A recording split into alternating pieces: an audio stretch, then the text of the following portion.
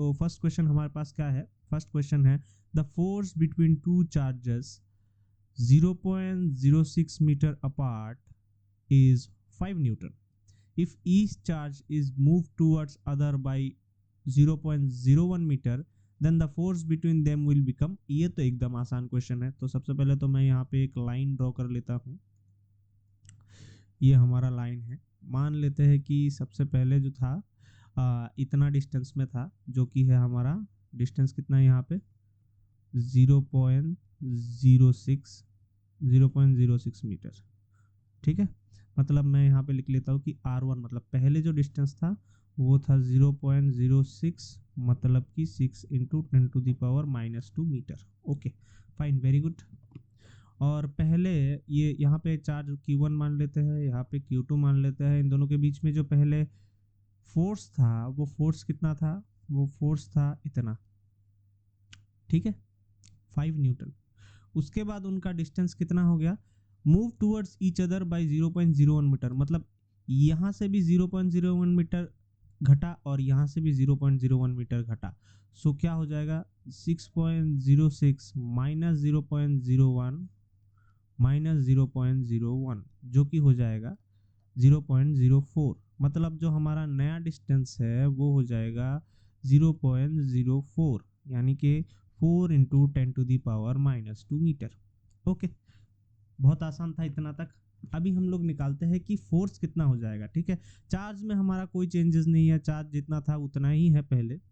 तो सबसे पहले तो मैं पहला वाला जो है चीज़ लिखता हूँ, पहला वाला इक्वेशन फोर्स 1 के लिए। फोर्स 1 क्या होता है, हमारे पास कूलम्स का लॉ है कि Q1 Q2 by R1 square हो जाएगा। यहाँ पे पहला वाला केस है, तो ये हो जाएगा हमारा 5 इक्वल्स टू के Q1 Q2 को हम लोग सेम रखते हैं और R1 की जगह हम लोग ये वाला वैल्यू डाल देते हैं।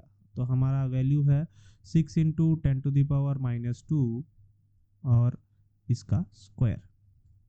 तो कितना बन जा रहा है यहाँ पे हमारा, सो के Q1 Q2 6 का स्क्वायर 36 और ये हो जाएगा 10⁻⁻4।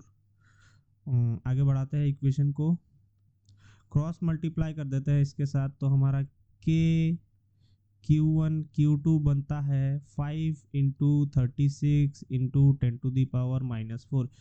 ठीक है, अभी हम लोग नया वाला फोर्स कैलकुलेट करते हैं। नया वाला फोर्स के लिए मैं दूसरा कलर का पेंसिल ले लेता हूँ यहाँ पे। ये हो जाएगा F2 इक्वल्स टू सेम, के तो सेम रहेगा। यहाँ पे के का बात मैं कर देता हूँ, के है 1/4 पाई एप्सिलॉन नॉट। ठीक है, शॉर्ट में इसको के लिख रहा हूँ मैं क्योंकि चेंजेस तो कुछ हो ही नहीं रहा।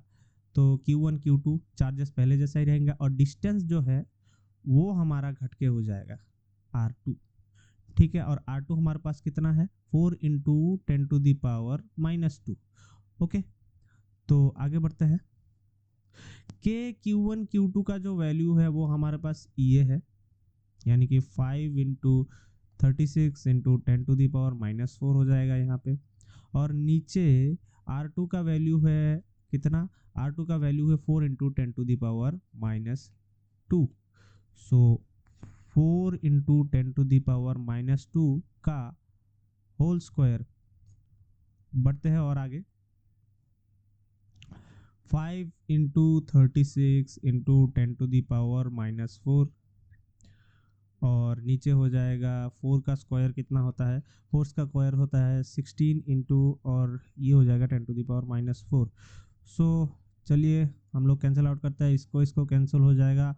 बचता है 5 इंटू 36 इंटू 16 जो कि हमारा कैलकुलेटर में डालेंगे तो बराबर हो जाएगा 11.25 न्यूटन के। सो हमारा नया जो फोर्स है वो बन जाएगा 11.25 न्यूटन, यानी कि हमारा आंसर है ऑप्शन बी 11.25 न्यूटन।